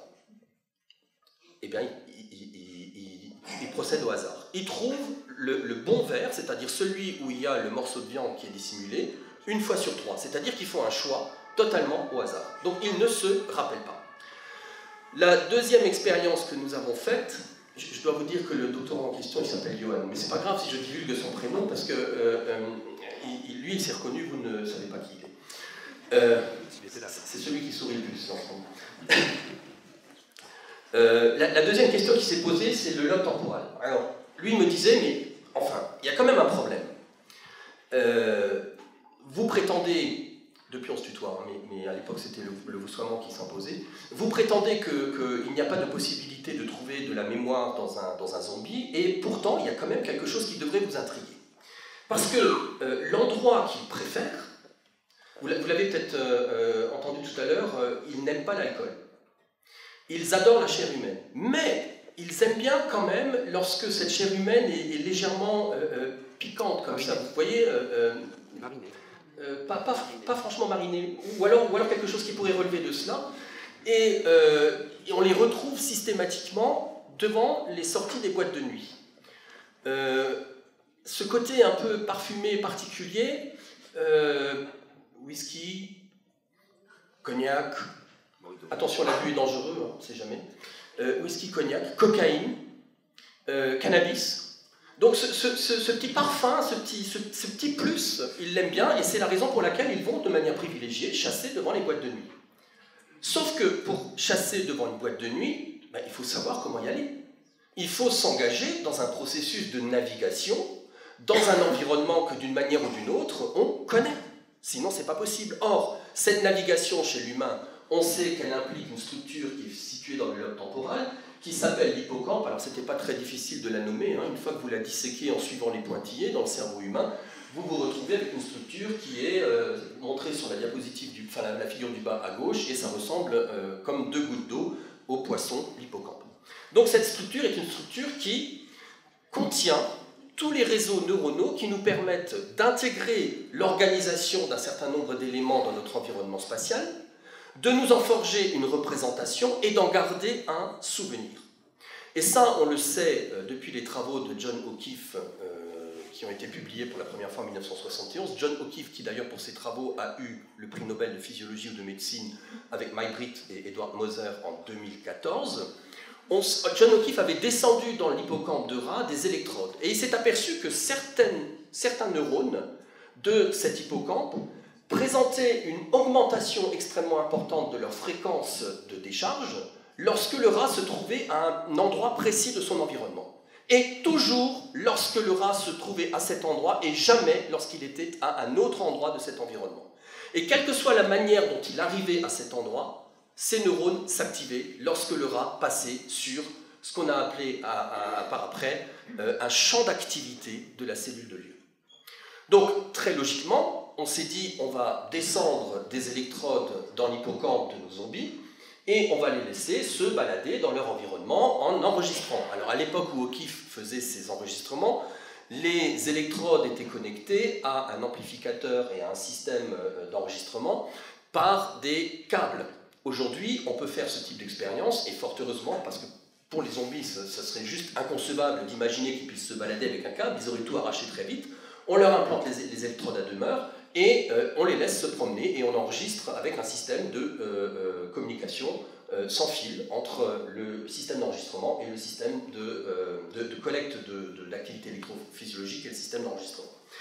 Donc on a laissé nos zombies se balader pendant des heures et des heures. Il faut savoir que vous avez une probabilité de 30% de tomber sur une cellule de lieu. Ces fameuses cellules dont je parlais tout à l'heure, c'est ce qu'on a appelé des cellules de lieu. Vous avez une probabilité de 30% de tomber sur une cellule de lieu. Nous avons cessé d'enregistrer des cellules, essentiellement parce qu'on arrivait au terme des 3 ans de doctorat de la personne que j'ai évoquée tout à l'heure. Nous avons cessé d'enregistrer ces cellules, nous avons enregistré pas loin de 4700 cellules, sans avoir la moindre trace qui pourrait nous faire penser qu'il y a dans cet hippocampe une cellule de lieu. Donc, en termes de mémoire spatiale, à mon avis, il n'y a rien à attendre de la part du cerveau du zombie. Alors, évidemment, ça pose encore une énigme que nous allons chercher à résoudre. Comment font-ils pour arriver aux boîtes de nuit? Alors, l'hypothèse à laquelle on travaille, mais là on a mobilisé des psychologues sociaux sur la collecte de données, c'est qu'en fait, ils sont sensibles au flux de personnes. Et donc, probablement, à un moment donné dans la journée, ils détectent une modification dans les déplacements de certaines personnes au sein d'une foule. Et ces personnes se déplacent en fin d'après-midi, en début de soirée, pour aller à certains endroits particuliers, et on pense que c'est probablement là que les zombies se mettent en poste et attendent. Et donc c'est pas du tout de la navigation, ça. C'est comme si on vous promenait à Strasbourg, d'ailleurs c'est ce que font les petits bateaux là sur l'île, vous naviguez sur l'eau, mais vous n'avez pas besoin de vous engager dans une navigation spatiale, puisqu'on vous transporte littéralement à travers la vie. Okay? Donc cette mémoire, ça ne marche pas non plus. Alors ensuite on s'est dit, mais on va essayer de voir comment fonctionne, vas-y pour la suivante, qu'est-ce qu'il en est de leur capacité visuospatiale. On ne va pas chercher quelque chose d'aussi compliqué que de la navigation dans un environnement à partir d'une représentation de cet environnement. On va simplement essayer d'évaluer leur capacité visuospatiale, et pour ça il y a un test neuropsychologique extrêmement révélateur, qui est le test de la figure de Ray Austerlitz. C'est une figure de ce type-là. Vous demandez, lorsque vous le faites passer à un être humain, vous lui demandez de regarder la figure pendant 2 minutes et demie à 5 minutes. Et puis, vous lui demandez de la copier. Et au bout de 3 minutes, vous enlevez la figure et vous lui demandez de la dessiner de mémoire. Alors, là, c'est la performance de notre meilleur zombie. Parce que, évidemment, tous les autres ont échoué à ce test. Mais celui-ci, pour des raisons qu'on est en train d'étudier avec une approche par IRM fonctionnelle, vous voyez que c'est quand même assez ressemblant. Enfin, au moins, il a essayé de suivre le tracé, avec les difficultés sensorimotrices qu'évoquait Pierre Vénante tout à l'heure. Et quand on lui a demandé alors, il ne le fait évidemment pas comme ça, hein, vous devez l'entraîner progressivement. D'abord, on lui demande de copier une ligne, on lui donne un morceau de chair humaine, puis on lui demande de copier une ligne avec un petit rond, on lui donne un morceau de chair humaine, et progressivement, on l'amène à développer des capacités de dessin. Autrement, il a le même problème que j'évoquais tout à l'heure, il est obnubilé parce que vous portez sur les os. Donc regardez, quand même, la performance est absolument stupéfiante, ça ressemble. Et quand on lui a demandé de dessiner de mémoire, voilà ce qu'il nous a dessiné. Ce que vous voyez en bas. Alors ensuite, on s'est dit, mais on pourrait... Alors je sors complètement de la mémoire spatiale. Il y a un test d'évaluation neuropsychologique qu'on utilise chez des patients suspectés de souffrir d'une maladie d'Alzheimer, qui est le test du Mini-Mental State Evaluation. Vous avez toute une série de tâches. Par exemple, vous demandez à votre personne suspectée d'eux, en quelle année sommes-nous? Évidemment, la réponse correcte, c'est 2019. Ça me fait penser d'ailleurs que j'ai fait faire ce test à quelqu'un avec qui j'avais commencé par la saison et qui s'est fait avoir. Je crois qu'il s'est reconnu aussi. En quelle saison sommes-nous, en quel mois sommes-nous, quel jour du mois, etc., etc. Et à chaque fois que la personne répond correctement, on lui donne un point. Et puis, on va lui dire cigare, fleur, porte. Répétez. La personne répète immédiatement, en principe, cigare, fleur, porte. Si elle vous répète les 3 mots, on va donner 3 points. Puis, on va lui demander de compter à partir de 100, mais en revenant vers 0, et en retranchant à chaque fois 7 à 100. Donc ça fait 93, 86, 79, etc. Et à chaque fois qu'elle a une faute, on ne comptera pas le point. Si elle le fait correctement jusqu'à 65, on donne 5 points. Et puis après, on lui dit, mais vous pourriez me reciter les 3 mots que je vous ai dit tout à l'heure. Donc là, on est dans une mémoire qui n'est plus une mémoire immédiate. Et puis on va faire un test de langage, on montre un crayon, on va lui demander de nommer ce que c'est. On montre une montre, etc. Pardon. On lui montre une feuille de papier, on va lui dire de la plier, de la jeter par terre. Donc si elle la plie, ça fait 1 point, si elle la jette par terre, ça fait 1 point, etc. Faites ce qui est écrit sur le bout de papier qu'on lui présente, il y a marqué ferme les yeux, donc il faut qu'elle ferme les yeux. Enfin, vous avez compris le principe. Et ensuite, on lui demande de recopier le dessin. Donc, qu'est-ce que ça donne chez un zombie? Mais bon, juste parce qu'il me semble que j'ai les scores. Alors, tant que vous êtes à une valeur supérieure à 27, donc 28, 29 ou 30, pas de souci, vous n'avez pas d'inquiétude à avoir, il n'y a pas la moindre trace, poussière, soupçon de maladie d'Alzheimer qui commencerait à se déclarer. Entre 24 et 27, tu peux revenir en arrière, s'il te plaît. Entre 24 et 27, on considère que c'est un déficit cognitif léger qui pourrait éventuellement traduire le fait que l'individu se trouve dans l'antichambre de la maladie d'Alzheimer, dans une situation qu'on appelle en anglais le mild cognitive impairment. En dessous de 24, c'est du déficit cognitif avéré, et en dessous de 12, c'est de la démence. Alors, qu'est-ce que ça donne chez nos zombies? Alors là aussi, je vais vous donner le résultat du meilleur zombie. 0 sur 10 en orientation, 0 sur 3 en apprentissage, 0 sur 5 en attention et calcul, 0 sur 3 en rappel, 5 sur 8 en langage. Ça a été stupéfiant pour nous. Parce qu'on lui a demandé de prendre la feuille, il a pris la feuille. On lui a demandé de la plier, il l'a pliée. On lui a demandé de la jeter par terre, il l'a jetée par terre. Il a fermé ses yeux. Je ne sais pas s'il l'a fait par hasard au moment où on lui a dit « faites ce qui est écrit », mais on est obligé, très honnêtement, de comptabiliser le point. Et écrivez une phrase. Et il a écrit cette phrase. Sur la diapositive suivante, vous le verrez peut-être mieux. Voilà, il a écrit ça. Et quand on lui a demandé de recopier la figure, voilà ce qu'il nous a produit. Hein. Donc vous avez exactement les mêmes lignes que celles qu'il avait tracées quand on lui avait demandé de recopier la figure de Ray Osten. Alors, qu'est-ce que ça veut dire tout ça? Ça veut dire que sur le plan mnésique, tu peux avancer? Ah, dernière petite chose. Et là, c'est un étudiant de master qui a eu l'idée. C'est quelqu'un qui visiblement avait déjà croisé cette situation dans sa vie. C'est un test qu'on utilise pour évaluer, pour évaluer la planification, la mémoire de travail, l'inhibition, et qui est en fait quelque chose qui dérive directement d'un jeu mathématique qu'on doit à Édouard Lucas, que vous voyez dans ce petit encadré. En gros, vous avez 3 mâts, vous avez 3 ronds, un grand, un moyen, un petit. Là, c'est le vert, le rouge et le bleu, dans l'ordre inverse de ce que j'ai évoqué.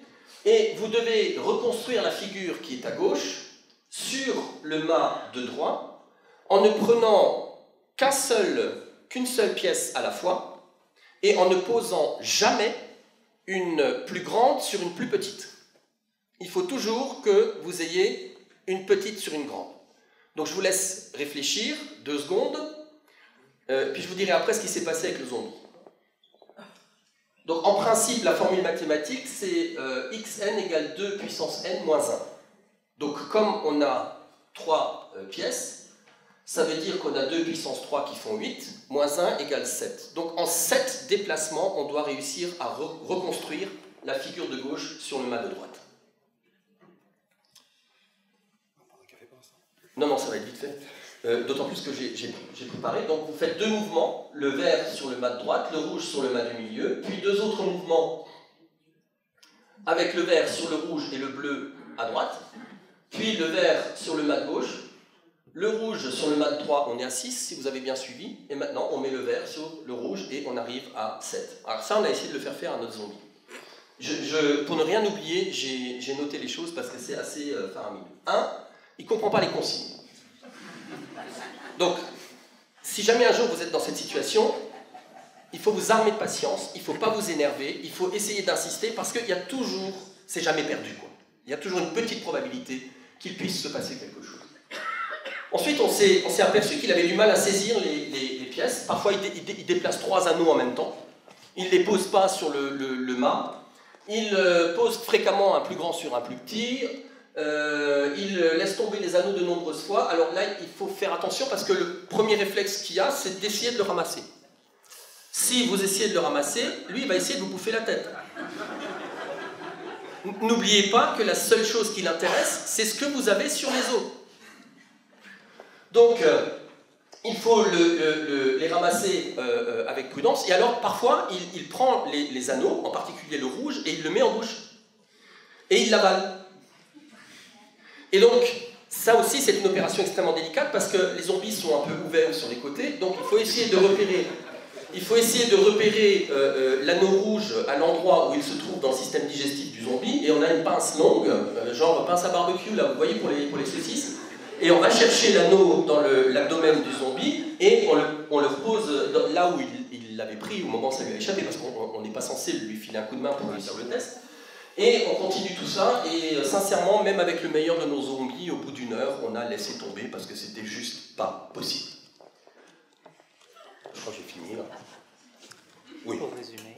Alors pour résumer, l'atrophie du lobe frontal va expliquer des problèmes dans la prise de décision.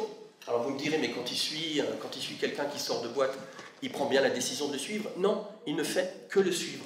C'est pas une prise de décision, il est là, il y a un machin qui bouge, ça ressemble à un être humain, il suit. Et d'ailleurs, c'est pas non plus de la navigation spatiale pour la même raison. Hein. Il suit un indice qu'on déplace dans son environnement. Problème de planification, problème de mémoire à court terme et de mémoire de travail, encodage des informations défectueuses, stratégie, on n'en parle même pas. Les émotions, Pierre en a parlé tout à l'heure, il y a à peu près rien. L'attention, la motricité, le langage, les odeurs, c'est une catastrophe. Dans la formation des souvenirs, c'est une catastrophe. Dans la consolidation des souvenirs, c'est une catastrophe. Dans la mémoire épisodique, cette mémoire où nous gardons nos souvenirs de ce que nous avons fait, en sachant où nous l'avons fait, quand nous l'avons fait, et en sachant pertinemment bien que nous en étions un acteur. C'est ce qu'on appelle une mémoire épisodique. Eh bien, là aussi, c'est une catastrophe. Bref, si vous voulez comparer les capacités d'un zombie à quelque chose qui existe dans la nature, ce serait peut-être le crocodile, à une énorme différence près, c'est que le crocodile est effroyablement rapide. Voilà.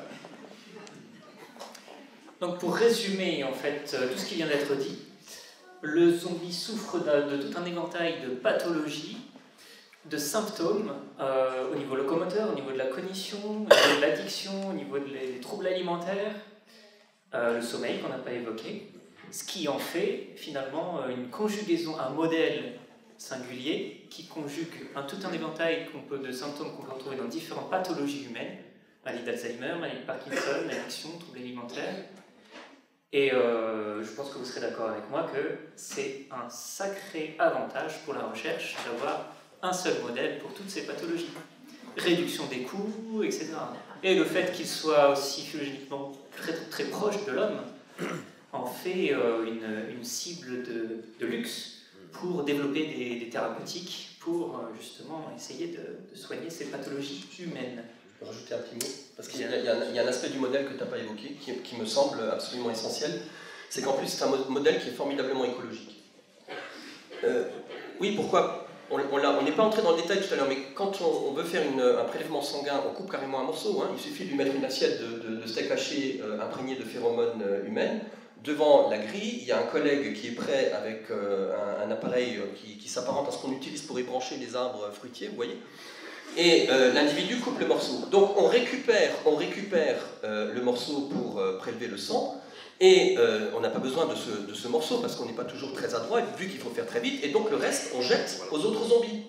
Et de la même façon, quand un zombie décède, on le jette aux autres zombies. Donc c'est formidablement écologique, puisqu'il n'y a quasiment pas de reste. Voilà. En plus des autres avantages. Oui. À la limite, j'irais même plus loin, parce qu'on a évoqué, c'est vrai, les quelques cas qui sont arrivés au début sous la recherche de doctorants malheureux qui étaient un petit peu maladroits, effectivement, qui vont passer en zombie. Et là aussi, on réduit les coûts. C'est-à-dire qu'effectivement, ces doctorants sont devenus leur propre sujet d'étude, mais fondamentalement, sur un plan philosophique, c'est fantastique. Vous avez une passion pour la recherche, et ils sont devenus cette recherche. Le zombie, c'est l'avenir de la recherche. Je crois qu'on peut passer aux questions parce qu'on a pas mal avancé, pas mal débordé sur l'horaire prévu. Est-ce que vous avez des questions?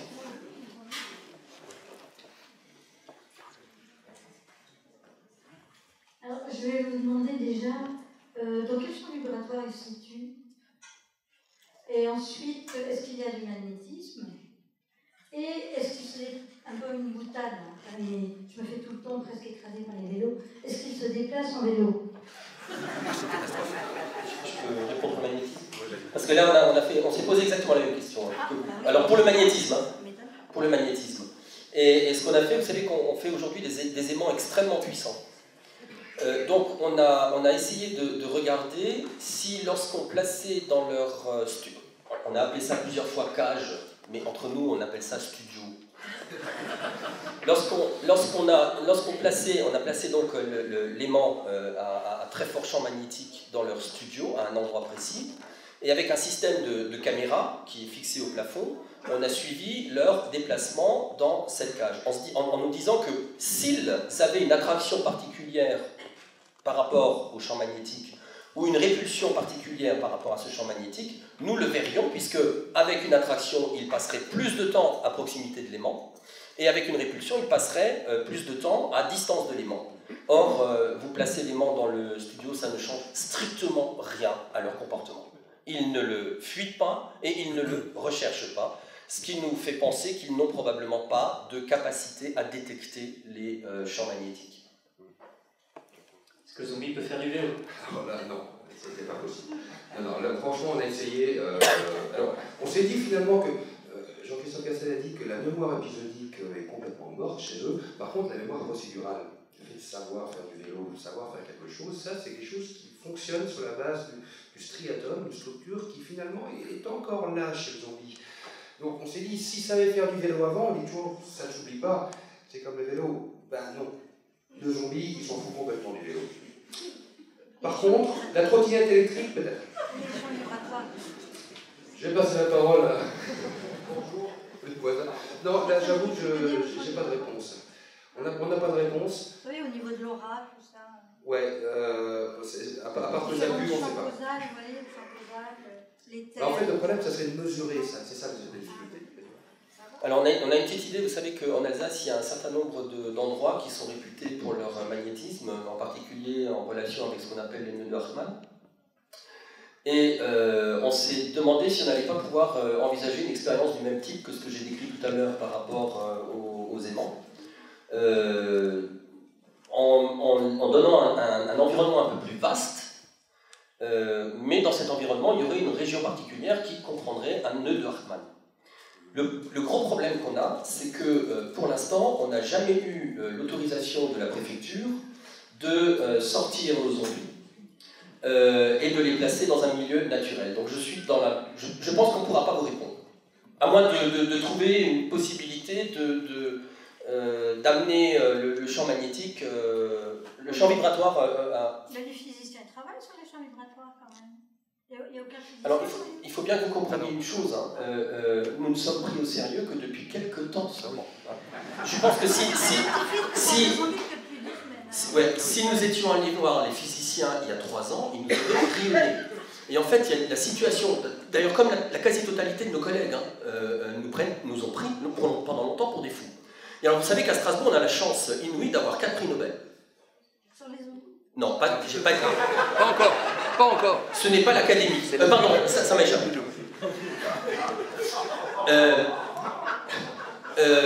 4 prix Nobel, et il s'est passé la chose suivante il y a 2 ans et demi. Je ne vous donnerai pas le nom du prix Nobel concerné. mais l'un d'entre eux ne sortait pas de boîte de nuit, mais passait à proximité d'une boîte de nuit, et il s'est fait poursuivre par un zombie. Heureusement qu'il courait encore relativement vite, et qu'il a réussi à distancer le zombie, sans quoi nous aurions un zombie prix Nobel. Ça serait intéressant. Mais du coup, ça a été pour nous une véritable aubaine, parce que là où on nous prenait pour des hurluberlus, quand un prix Nobel dit « j'ai été poursuivi par un zombie », ça vous situe ceux dont vous êtes convaincus depuis des années dans une réalité beaucoup plus crédible. Voilà. Tu peux... Je voudrais vous remercier pour la présentation de vos travaux qui sont tout à fait intéressants. J'aurais voulu vous demander si vous avez eu l'occasion de travailler aussi avec des collègues américains, en particulier avec George Romero. Vous savez que dans ses travaux, George Romero semble avoir mis à disposition des spécimens qui sont un peu plus intelligents que ceux que vous avez pu utiliser. En particulier, il semblerait, en particulier dans Day of the Dead, ou bien dans Revenge of the Dead, il semble que les spécimens soient capables de réflexion, même de stratégie, ils sont capables d'ouvrir des portes. Et il leur arrive aussi à avoir des éléments de mémoire. Et je ne suis pas certain que les spécimens américains confondent la chair humaine avec des objets en plastique. Donc il est probable qu'ils aient des capacités plus importantes que les spécimens dont vous avez pu disposer. Alors est-ce que les Américains nous battent même sur ce terrain?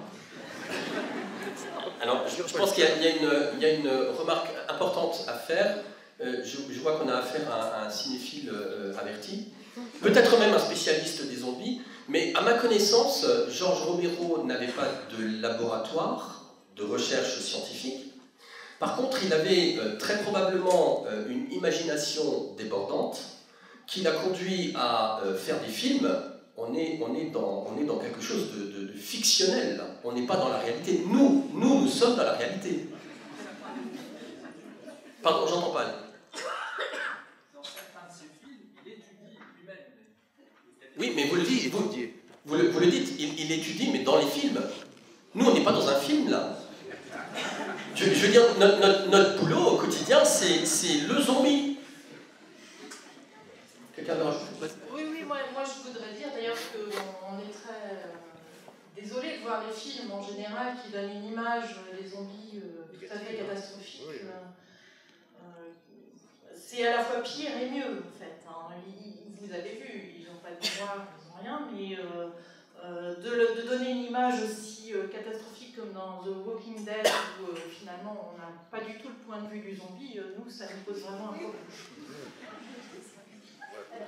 Juste encore une petite chose, c'est que d'ailleurs, dans ces films, effectivement, alors, ce sont des films, peut-être qu'il y a des choses qui peuvent être vraies, et ça reste encore à étudier, et en particulier, ce qui est à étudier encore, c'est le développement du zombie, c'est-à-dire un zombie qui a été zombifié depuis une semaine versus un zombie qui a été zombifié depuis un mois. Est-ce que finalement, au début, il a encore des capacités cognitives qui sont présentes et qui disparaissent progressivement? Ça peut être, mais encore une fois, les Américains caricaturent les choses comme d'habitude.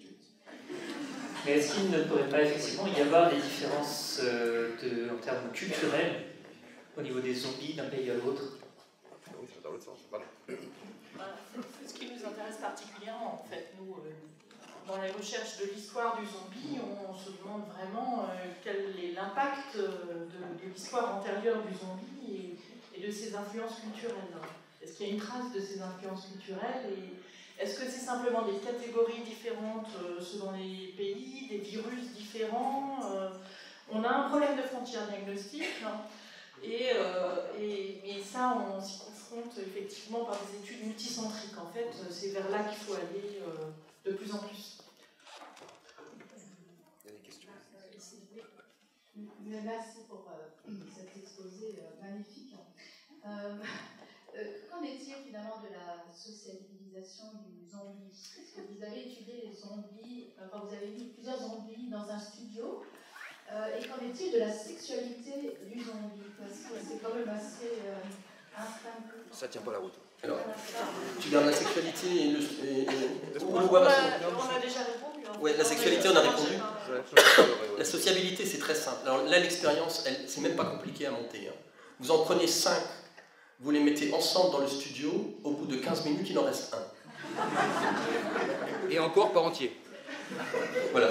Je crois qu'avec ça, sociabilité, c'est même pas la peine d'y penser. Ah ouais. Il n'y a pas de reproduction possible. Non, non, alors justement, il ne faut pas oublier un truc, finalement, si la nature est bien faite, quel est le but de la reproduction? C'est de perpétuer l'espèce. Ben, le zombie perpétue l'espèce en allant bouffer les autres. Donc c'est tout. En fait, c'est aussi ça qui nous conduit à considérer qu'il ne peut pas être vivant. Un être vivant est un individu qui génère sa propre essence et qui se reproduit. Or, le zombie ne se reproduit pas. Le zombie transforme un être humain en quelque chose qui relève de sa catégorie. Donc, ça aussi, ça nous conforte dans l'idée qu'en aucun cas, ces individus qui ont perdu la vie sont déclarés cliniquement morts, sont enterrés, ou non enterrés forcément, parce que ils ne reviennent à l'animation, je ne peux pas dire reviennent à la vie, ne reviennent à l'animation qu'après. Oui, moi je voulais vous demander comment vous avez fait pour trouver un zombie aussi parfait, parce qu'à plusieurs endroits je me suis reconnue, et je suppose, ne serait-ce que pour trouver le moyen d'aller à une boîte de nuit, ça m'est arrivé pas plus tard que hier, et c'est grâce à une personne, et en lisant le journal, que je suis arrivée jusqu'à ce festival où par hasard on dansait aussi. Mais vous venez de répondre à la question comment vous avez fait pour trouver le zombie idéal. Merci. D'accord. Ne le prenez pas mal, mais moi, à la place de vos voisins, je me déplacerai. Parce que peut-être que vous êtes un zombie. Ah, moi, certainement, je me suis reconnue. C'est tous reconnus, je crois. Bonjour, je vous remercie pour votre performance très intéressante. J'aurais deux questions. La première, c'est sur l'historique du zombie. Est-ce que vous pensez que l'historique du zombie peut influencer sur l'agressivité zombie? Par exemple, entre un instituteur zombifié et un CRS zombifié. Et la seconde, c'est comment on peut différencier un zombie d'un marcheur blanc? J'ai pas compris la... Un marcheur blanc. Non. C'est la marche blanche. Ils ont les yeux bleus. C'est ceux qui soignent dans des... Ah, je connais pas. Ouais. C'est pour la prochaine conférence. Ouais. Pour la deuxième question, j'ai absolument pas de réponse. Et comme vous avez réussi à faire chez moi ce qu'on appelle de l'interférence, il va falloir que vous répétiez votre première question, parce que L'agressivité, instituteur CRS. Alors, l'agressivité, ouais, vous avez vu tout à l'heure dans le modèle qui n'est pas à 100% correct, qu'a présenté Pierre, vous avez un cerveau reptilien, un cerveau émotionnel et puis un cerveau cognitif, pour faire vraiment rapide. Chez le zombie, il reste le cerveau reptilien. Quasiment. Le reste, il y a encore des brides, mais ça ne fonctionne pas normalement. Donc, le CRS se sait CRS, comme l'instituteur se sait CRS, mais pas avec le cerveau reptilien, avec les pardon. L'instituteur se sait instituteur. J'ai dit quoi? CRS. Ah, il faudra que je cherche dans mon passé lointain. Savoir comment j'ai vécu ma scolarité avec On enchaîne. Donc, c'est quasiment pas possible que le zombie se sache CRS. Nous, on arrive à retrouver, mais c'est depuis très très récemment seulement. Vous avez compris tout à l'heure, je vous avais dit qu'on avait une collaboration avec la NASA pour le développement de protection pour nos étudiants et nos personnels de soutien et même pour nous-mêmes. Cette collaboration avec la NASA est allée jusqu'à la construction de logiciels de reconnaissance faciale, c'est-à-dire qu'on va scanner le visage du zombie qui ne ressemble pas à ce qu'il était alors qu'il était humain. Et à partir de cela, on va faire travailler un certain nombre d'algorithmes sur ce scanner pour reconstruire le visage de l'individu. Et ensuite, on arrive à retrouver l'identité de l'individu, mais le zombie lui-même ne sait pas qui il a été. C'est vrai que c'est assez délicat cet aspect-là. Encore une fois, si, comme on dit, je sais pas, un CRS par exemple est quelqu'un qui est capable aussi de répondre rapidement à des ordres, est-ce que cette caractéristique caractéristique finalement qui prend son origine, qui s'apprend dans les régions corticales, donc néo-mammaliennes, parce que finalement c'est tellement intégré que ça finit par migrer dans le cerveau reptilien. Ça c'est pas impossible. Mais franchement, chez les zombies, ce type de caractéristique n'apparaît pas. Maintenant, pour la deuxième question, par rapport aux marcheurs blancs, on peut extendre à la limite, est-ce qu'on emmène ça jusqu'au forger de Robin Hood, est-ce qu'on emmène ça jusqu'au vampire ou à d'autres balivernes de ce type-là? On travaille encore une fois sur quelque chose de sérieux. Et ce type de question, c'est quelque chose qui finalement jette l'opprobre sur ce qu'on fait. Il ne faut pas oublier que, je veux dire, on parlait d'1,5 million tout à l'heure, ça c'est de l'argent qui essentiellement vient du privé. Il y a un petit peu d'argent qui vient de l'aventure de notre Nobel, et finalement c'est du privé, dont je dirais, les motivations ne sont pas très claires, sont bien expliquées, on a besoin d'argent public. Donc je pense qu'il faut vraiment reconnaître cette recherche là-dessus, sans chercher finalement à étendre à des choses qui sont grand public peut-être, c'est vrai, mais qui ne sont pas une véritable recherche scientifique. Je vous remercie pour cette excellente étude. J'ai deux questions. Alors, vous dites que les zombies niveau comportement social s'attaquent directement entre eux. Est-ce que c'est vraiment immédiat ou est-ce que c'est seulement s'il n'y a plus rien d'autre à bouffer? Et au cas échéant, s'ils se reconnaissent, est-ce qu'il y a un phéromone zombie qu'on puisse peut-être mettre sur nous de la même façon que vous mettez des phéromones humaines sur la viande afin d'éviter de se faire attaquer? On a été obligé d'équiper les sous-sols du laboratoire avec des systèmes d'évacuation de quantité d'air que vous n'avez pas idée. Vous ne pouvez même pas vous imaginer la quantité de dizaines de milliers de mètres cubes d'air qu'on évacue par heure à cause de l'odeur des zombies. Donc moi je veux bien vous amener un échantillon. Vous pouvez vous badigeonner avec, mais je ne suis même pas certain que vous supporterez l'odeur plus de 2 secondes. Tu veux répondre à lui? Je n'ai pas accaparé la parole. Non. J'ai pas de...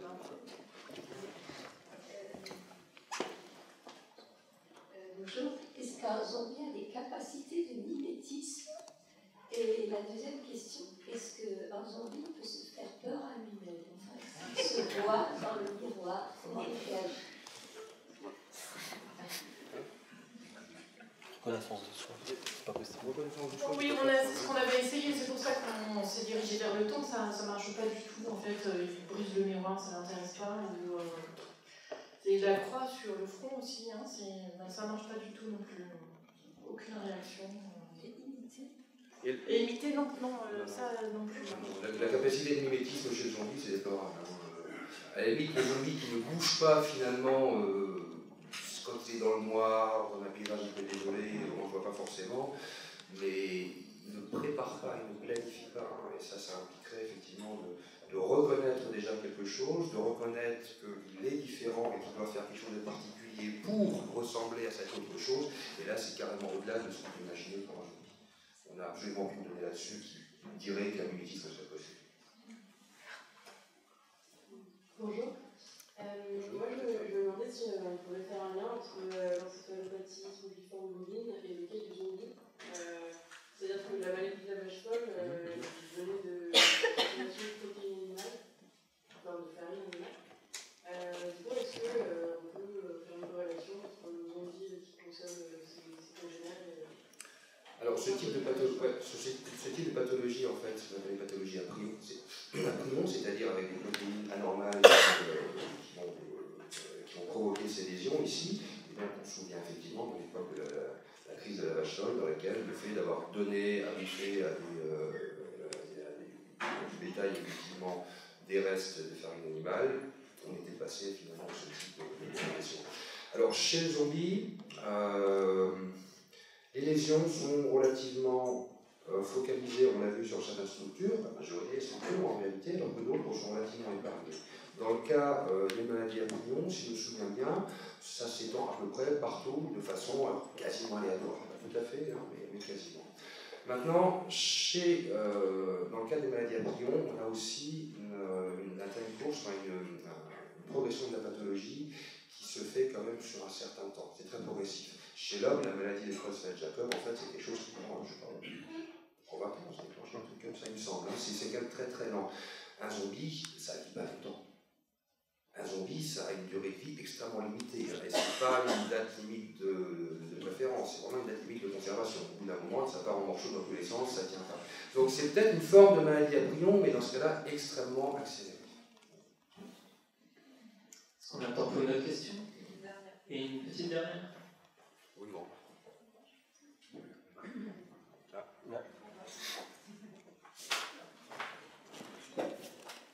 Qu'est-ce que vous pensez de la Zumbibourg strasbourgeoise? Est-ce que pour vous c'est plutôt un soutien à votre recherche, un hommage, ou alors plutôt une moquerie, ou alors éventuellement un supermarché à ciel ouvert? Je pense que c'est un événement qui est exclusivement inspiré par le cinéma. Et on est bien sûr content de voir qu'il y ait une émulation de ce type-là autour des zombies. Et en même temps, on y voit une certaine forme de danger parce que ces zombies n'attaquent personne. Ils ressemblent à des zombies puisque les gens qui s'engagent dans cette zombie walk font tout pour leur ressembler. Mais c'est avant tout inspiré par du cinéma. Et comme nous l'avons déjà dit à plusieurs reprises aujourd'hui, le cinéma c'est de la fiction, la science c'est du sérieux. Nous on fait un truc sérieux. Oui, et puis on risque de ne plus se méfier assez des zombies qu'on rencontre. De s'y attacher. Les gens voudront adopter un zombie. Et ça va. Et le pire c'est le risque de l'attachement. Ouais, exactement. C'est vrai qu'un zombie c'est attachant d'une certaine manière. Ça dure pas longtemps. Eh bien, merci à tous. Merci en particulier à la librairie Kléber de nous avoir accueillis. Merci de vous inviter. Merci d'être venus. Et très bon dimanche.